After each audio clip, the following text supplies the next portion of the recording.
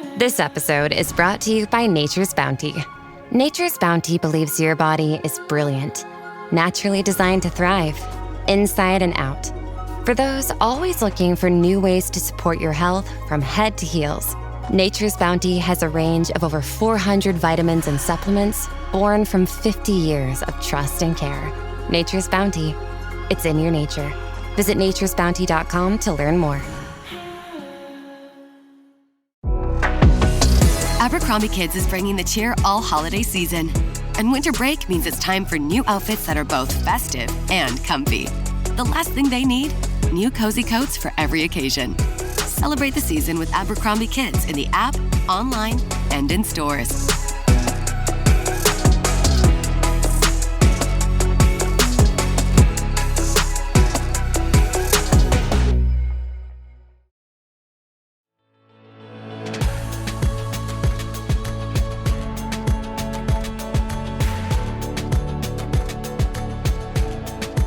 I am Nicole Khalil, and you're listening to the This Is Woman's Work podcast. And today, that work looks like grabbing a sledgehammer, or in this case, a Bonnie hammer, and leveling the lies that women have been told at work. Because we've been fed a lot of cliches dressed up as empowerment. You can have it all. Fake it till you make it. Good things come to those who wait. Cute, catchy, and wildly unhelpful when you're navigating pay gaps, glass ceilings, or your third meeting of the day where somebody else explains your own idea back to you. At best, these are empty affirmations that sound good on paper but fall apart in real life. At worst, they're outright lies designed to keep us pleasant, polite, and palatable, and just uncomfortable enough to stay quiet. What we really need at work isn't more inspirational fluff. It's clarity, truth, strategy, and a woman who's calling bullshit.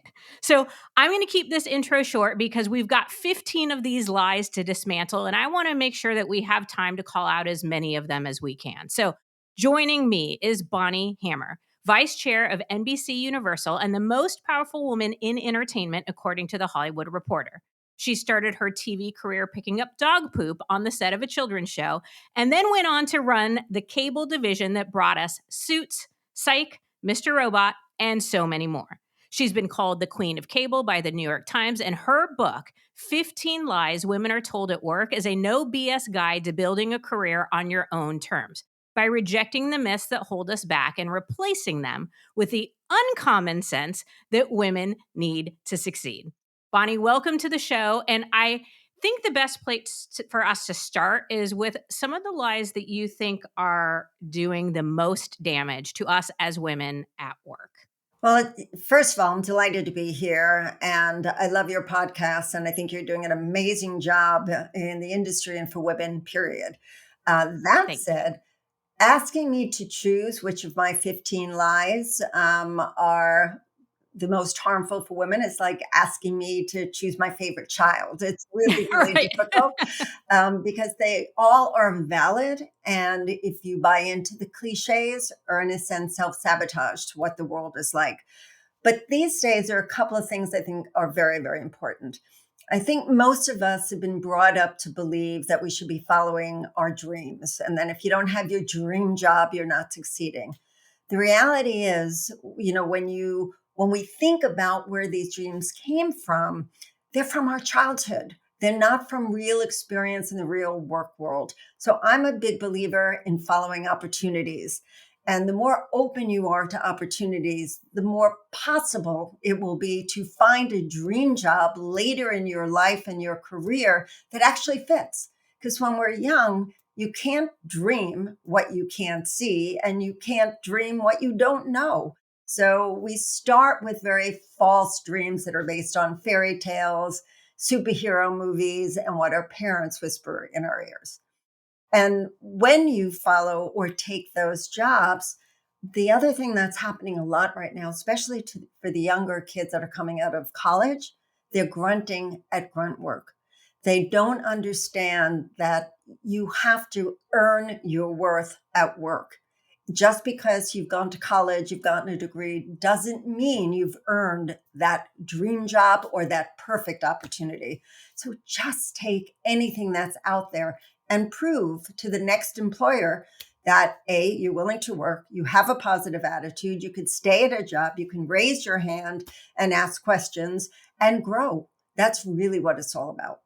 When you were talking, I was reminded of it's pretty old. It was an Elizabeth Gilbert talk that she did on the Oprah Network. And she talked about the hammer versus the hummingbird. And basically, the hummingbird is somebody who learns about their purpose or their mission via experiences. They kind of go from opportunity to opportunity and collect nectar. And that's how they figure out who they are, who they want to be when they grow up. I put in air quotes because what you said is so true. The amount of people who think they want to be what their parents are or what they've experienced in their narrow set of circumstances growing up, it's hard to know what you actually want to do until you experience it. You can't. You can't. I mean, Right. just because you took an interesting course in college doesn't mean that's what you want to do for your life's work. You have to understand who you are. Are you an introvert, an extrovert? Do you want to be around people? Do you want to be siloed and alone at home? All these things come with life experience. And I do believe in this hummingbird analogy because the more things you can learn and pick up and experience and see, it's my analogy is what you want to do rather than climb a ladder is basically create a spider web. You want to go to Mhm. the right, to the left, up and down, so that you have this vast, incredible net of things to fall back on. Because as we know, the world is changing. Jobs are being restructured right now because of what's going on in the economy. AI is coming in and going to take over a lot of different aspects of the workplace. So, what you may be trained in and what you think your dream job is may not even be there. Think about all the young kids who learn coding because parents said you have to learn computer science, you have to learn how to code. It's gone. AI is going to take that over. So, those who mastered that, but with little else experience, where are they going to go? Mhm. One of the things that's hard about that lie, follow your dreams, and many of the others that you have in the book is they sound really good. So I want to address a few that I know I'm guilty of saying myself or believing myself and sort of poke holes into them. So a few come to mind, but let me start with this one. Know your worth. That sounds great. And we're told that very often as women. We've got to know our worth. Where is the lie? The reality is we all have personal worth. We are born with it, and no one can, should take that away. That is just law, if you will. But in the work world, you have to earn your worth. Just because you show up doesn't mean you are worthwhile. You have to basically prove that you have the right attitude, you're willing to learn, you're going to work hard. You have to earn that worth. Now, later on in your career, assuming you've proven yourself, you raise your hand, you say yes, you have the right attitude, you succeed, there's a difference at that point in terms of having the confidence to be able to say, I expect a raise at this point. But again, the expectation is different from earning that raise and knowing how to ask for it as opposed to assuming it's going to be handed to you or you demanding it. You can't be entitled. It has to come out of the right way you approach, the right way you read your boss, the right way you read a room to allow that to happen naturally and organically. Again, it's not just because you earned it. You have to figure out the best way to get it from the specific person who needs to say yes. Okay, there are a lot of components of that. I think first, what I heard was we are inherently worthy and valuable as human beings, but that doesn't translate to we're inherently worthy and valuable in our workplace or to make a crap ton of money. That we have to both prove ourselves, but also figure out what are the best ways, what does the company need, or what are the most important aspects of your career. I think one of the things we do as women trying to prove our worth or trying to prove ourselves is we say yes to everything. And we end up minimizing or diminishing our worth because we're doing things that are like volunteer projects that don't have a high connection or high correlation to the company's core goals or values. I'm Thoughts? on the fence on that one because I do believe if you take advantage, whether it's a volunteer situation or a work situation or a project in some ways you think maybe beneath you, taking advantage of each of those situations, getting to know the people around, really, in a sense, exploiting even the smallest situations you're in, somehow down the road lead you to something else if your eyes are open and if there's an opportunity there. So, even in those situations where you've known you've taken a step back, at some point, you're going to realize that did lead you to something else, whether it's a skill set, person you met, an opportunity that became available. So I'm kind of open to that in terms, but in the back of my mind, making sure I'm aware of what's around me. I think Mhm. one of the weaknesses women tend to have is the ability to read the room and to read people. And I think the best way to navigate businesses, regardless of what profession you're in, is learning how to read that room when you walk into it, learning how to read your boss. I went through, I think it was 7 or 8 different corporate changes, 8 different bosses. And every single time the change happened, the boss and the culture were a 180 from what I had before. A lot of my colleagues, and buds just really complained and bitched about, oh my God, here we go again. The person's a turkey. This is ridiculous. They don't know what they're doing. Instead, I sat back and tried to figure out, okay, what are their values? Are they creatives who only care about fabulous content, or are they bottom line people? Are they people who are going to take a look at the budget and they don't care how good a series is? It's all about the bottom line. It's understanding who I'm working for at that moment and delivering to them in a way they understand, which doesn't mean I'm not going to still make great content, but it's how I present what I want to do in a language that they understand. Because if I'm talking to them in the same way, if talking to a Barry Diller was very different from talking to a Steve Burke, talking to Steve Burke was very different from Jeff Zucker. So all of the different bosses I had to understand what their values were in order for me to succeed, but also for me to get my team to deliver what they were going to respect.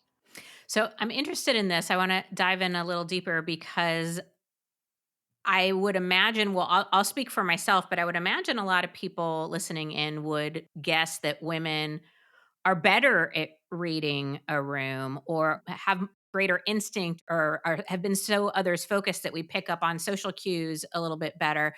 But you're saying the opposite. No, So, no, I'm saying not that women don't do it. They can read the room, but they view some of what they find, the warmth, the consideration, the ability to do that as a weakness rather than a strength.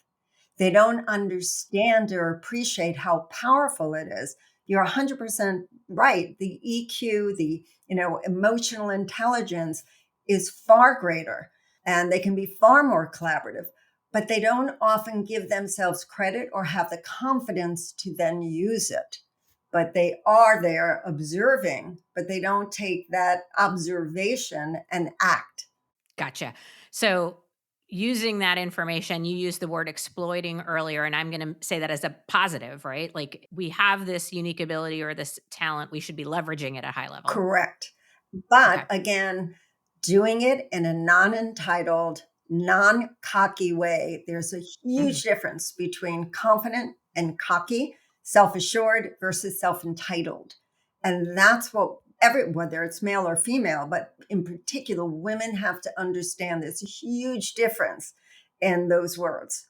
And Yeah. you can be confident without being cocky. Cocky is going to push people away. Confidence is going to get you your yes.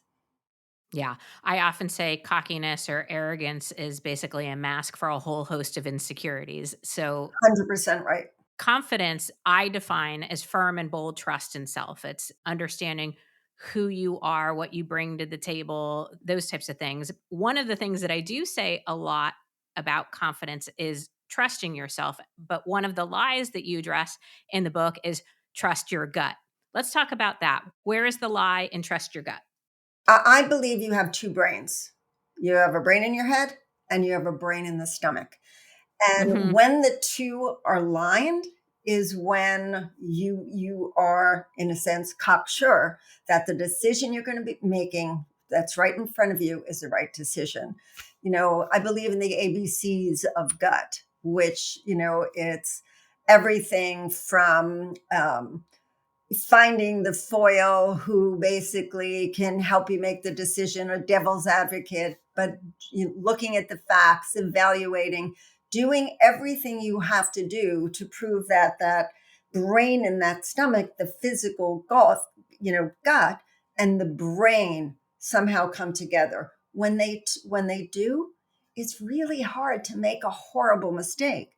You still may, but at least you've thought it out to such an incredible degree. I'm a big gut. I do trust my gut a lot, but I have forced myself to take a step back and do a lot more analysis before I just go. And I think I learned a lot of that from, some challenging mentors. If you're anything like me, drinking enough water every day sounds great in theory, right up there with getting 8 hours of uninterrupted sleep and folding the laundry right away. Which is why I found a smarter way to stay hydrated with Cure. Cure hydration packs are clean and simple, plant-based electrolytes, no added sugar, and just 25 calories. They hydrate better than water alone, and get this, they actually taste good. My favorite flavor is lemonade, but they have several great flavors that you can try, which make drinking water feel like less of a chore. They even have a Cure Hydration variety pack for kids. JJ uses them over long practices or tournament weekends, and honestly, I use them then too, because hauling kids around to all of their activities should qualify as a sport. Listen, staying hydrated isn't just about water. You also need electrolytes. That's why I love Cure. It's clean, tastes great, and actually works. And for This Is Woman's Work listeners, you can get 20% off your first order at curehydration.com/woman's work with code Woman's Work. And if you get a post-purchase survey, make sure to let them know you heard about Cure right here. It really helps support the show. Don't just drink more water, upgrade it with Cure.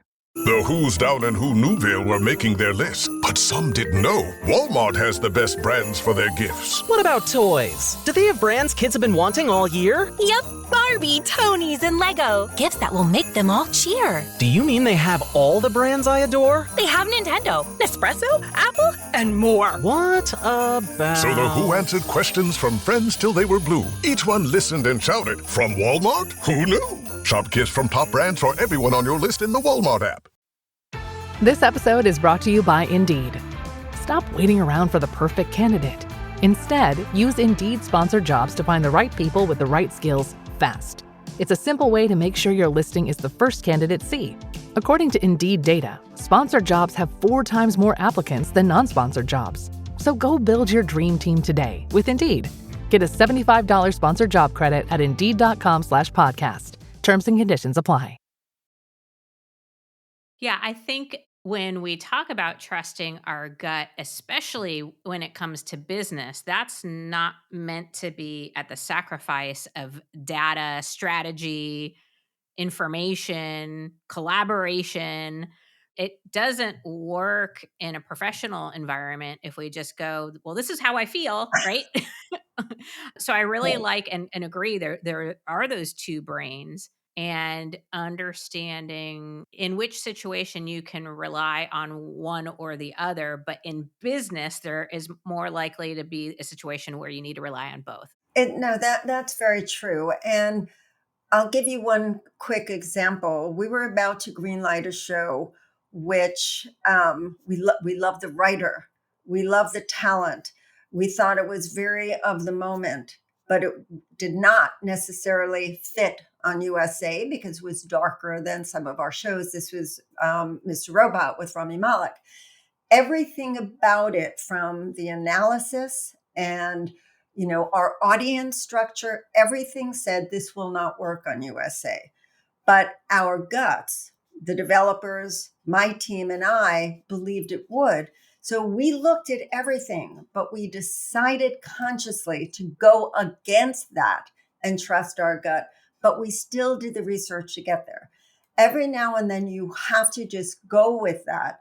But having done the research, at least we could say after the fact, well, we basically broke our own rules. We went with our gut, but at least we know why or how we did it, and we still chose to act. It was very conscious. It's one thing when you go with your gut, but don't have the conscious background of knowing that it's likely it won't work, but we're still, because it's so good, we're going to go ahead anyway.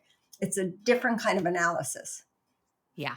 I love that example because it's not trusting your gut in the absence of other information. It's having the information and then making the conscious choice. Correct. Correct. Yeah, and that goes back to what you said earlier. That's a form of rather than cockiness, that's confidence. You're making decision with your team after collaborating and doing the research and having the confidence still to say, yes, we're going ahead, green light. Love it. Okay, let's talk about the lie of having friends in high places. We hear a lot of versions of this, right? It's not what you know, it's who you know. Where is the problem or the lie in like the knowing people in high I places? think people believe that if you know people in high places, there's a ladder in front of you, they're going to help pull you up along the way. And my attitude is have friends in all places because you never know where you're going to meet, who you're going to speak to, who's going to end up being in a high place at some point. But to just make sure you take advantage of all the people around you. But more importantly, the people who are going to teach you how to grow. And in a sense, if there were a ladder to climb that, or if there were a spider web to, maneuver your way around, are a certain kind of mentor that I think this generation, and also unfortunately HR doesn't like either, are what I call the challenging mentors. These are the people who are truth tellers. These are the people who put the tough in tough love. These are the people who will challenge you, and say things to you that might not feel good, but they are really trying to push you and show you you are capable of stuff that you don't believe you are even capable of. And I'm a big believer that forget about people in high places.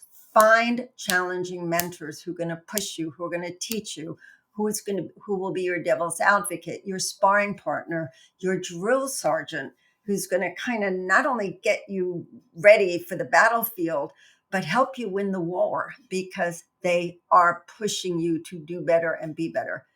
Unfortunately, these days, because of how human resources has been run, you can't even get an honest review oftentimes from your boss because people push back from basically saying that hurt. That was negative feedback. I grew up on negative feedback. And after a while, you realize they're not trying to hurt me. They're not nasty people. They're not terrible. They're trying to help grow me. And once I understood that, I survived some really, really challenging mentors. Okay, I want to dive into this a little bit deeper because I think it's so, so, so important. There are a few things at play here. First, I'm curious your thoughts on this. I have a belief that women, especially, are given less honest feedback at work. That I don't want to hurt their feelings or, worrying about our emotions. Do you believe that to be true? I do believe it, but I think it's more complicated than that. It's not only people not wanting to hurt your feelings. I think in a world now where so much has been done and said about abusive behavior that people are so afraid to be honest and direct for fear that they'll be called abusive, as opposed to they were just giving good advice to help grow somebody. And especially if the boss is a guy and it's a woman employee, it's very difficult these days. And I think even if certain guys want to give honest advice, they really respect the people they're giving it to. They're not often trained in a way to give that advice, which is hard and tough, but in a kindness where somebody can absorb it and they're not just going to run to HR and say, "You're not going to believe what he said to me." And I think on the other side of it, I think the women to woman thing is complicated. And I think sometimes it's the same thing. They don't know quite how to articulate tough advice to other women.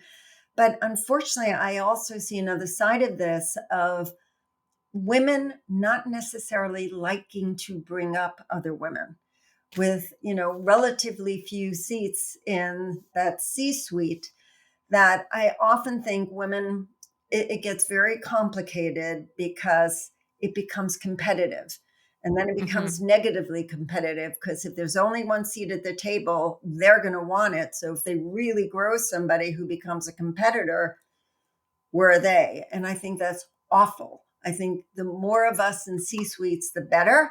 The more of us that pull, really grow other women and bring women along with us, so much better. Couldn't agree more. We had a guest maybe a year or so ago who talked about the concept of ampleship, publicly supporting and promoting the work of other women, and how important that is for us, all of us, to get more and better seats at the table as opposed to this competitive, there is only one slice of pie and we're all going for it, type of approach. Another thing that you said that I want to circle back on is this. I think knowing where somebody's coming from when they're being a truth teller. Are they doing it because they care about you or they want the best for you, or because they see potential in you, or because they see the role you play in, what you're trying to accomplish? There's a difference between challenge and cruelty. And I do think that there is fear, legitimate fear, that challenge will be perceived as cruelty. And I do think we as women need to be careful that just because our feelings are hurt doesn't mean it was cruel. You're 100% right. And I tell that to so many of the women that I've mentored, that just because somebody's going to tell you something that hurts your feelings, they are not trying to hurt you. They're trying to prepare you for the real world. They're trying to help grow you. So don't just assume when something doesn't sound right, it's for negative reasons. It's more often than not, they're really trying to help you to grow you. And again, I think sometimes it's stylistic the way the information is given, but we've been brought up to knee jerk against anything that doesn't feel right and just assume somebody is just trying to be a jerk. Yeah. When more often, I'm not saying that there aren't situations where that exists, but I honestly believe it's rare, because if they're taking the effort to sit down and talk to you to begin with, there's a reason. They're trying to grow you. They're trying to have you do better for the team at large. They want to win as a whole team and make everybody bigger. There's so many positive reasons why, but the knee jerk is to, oh my God, person's being an ass. I'm going to HR. I'm going to go tell HR. That's Right. not a healthy attitude. Yeah. I'm also reminded, I don't even remember when, many years ago, somebody gave me the advice when you get feedback and it's uncomfortable or you don't like it, to respond with something to the effect of, thank you for telling me the truth as you see it, or thank you for sharing your truth with me, or something Mhm. along those lines. Because what we're saying is we want to encourage people to be truth tellers. We're reminded that everybody's truth is a matter of perspective. Unless they're sharing facts, it's a matter of opinion or perspective. So we're acknowledging that. And it also buys us a little time to process the feedback. I have found my first reaction to feedback is usually the worst reaction. And so just buying myself a little time to sit with it can be really helpful. Bonnie, I cannot let you go without asking you about lie number 7 in your book. It's a man's world.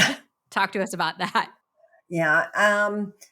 Especially when I started, media broadcasting was very much a guy's world, to the point that the only reason I went into cable was because it was almost impossible at that time for a woman to navigate her way through broadcast TV. But I'm a big believer that it's a man's world only if you let it be, meaning we have so much in our DNA, in our chromosomes, that set us apart from guys, that just we need to take advantage of. And if, when you just look at what oxytocin does in our systems in terms of empathy, collaboration, being a caretaker, These are things that unfortunately too many women view as weaknesses, when in fact, the empathy we have, or being a caretaker, caring about other people, the trust that we have, because we are family raisers and we take care of others all the time, are incredible qualities that, if used well and right, create stronger teams, more capable teams, more trusting teams, more loyal teams, which just not only get the job done better, but it's also a hell of a lot more fun. And unfortunately, the warmth, the collaboration are often viewed as weaknesses by women to other women and by guys about women, when in fact, I find them the most incredible traits in terms of creating really hardworking, incredibly successful teams. So my thing is, you can say whatever you want, but if you have a great team put together with some strong women on it, they can just Yeah. take off with great success. I could not possibly agree more. I also think too of all of the skills and characteristics that we're told that people are looking for in their leaders and their cultures: empathy, transparency, vulnerability. Like these are things that I think women Details, absolutely bring to the table. juggling everything. Yeah. If you think about, especially if you're a working mom, juggling everything to get everything done and still showing up and still winning at work and still having a healthy family. No Yeah. matter what, even if you think about during COVID, working women were still the ones responsible for the homes, still responsible for the meals. So many of us were juggling everything at the same time. And we don't give each other enough credit for doing Yeah. that and how successful that is in a work environment, in a life Yeah. environment. How capable we are. It's just incredible. Bonnie, I could talk to you all day, and I know we didn't even get to half of the lies. So I'm going to let our listener know you can find more information and show notes, all the ways to find and follow Bonnie. But for the love of all things holy, go get the book, 15 Lies Women Are Told at Work. And while you're at it, pick up an extra copy. We have a lot of women graduating from college or starting new jobs and new careers and new industries. And I, for one, wish I would have had something like this starting out and today as well. So, Bonnie, thank you for being with us today and for writing this book and for helping us to see the truth in our careers. My pleasure. This was fun. And I view the book as basically a mentor in your pocket. I love that. Thank you. Okay. Friend, here's what's tricky. The lies we're told at work don't sound like lies. They sound like guidance, like wisdom, like someone's doing us a favor by reminding us to know our worth or follow our dreams. But it's not helpful if it doesn't work. And it's not empowering if it keeps us stuck. And it's not the truth if it asks us to shrink, to wait our turn, or to strive for perfection. The real wisdom, it's messier, bolder. It challenges instead of comforts. And it asks us to let go of who we and everyone else thinks we're supposed to be so we can finally become who we're meant to be. Letting go of the lies and leading with truth, well, that is woman's work.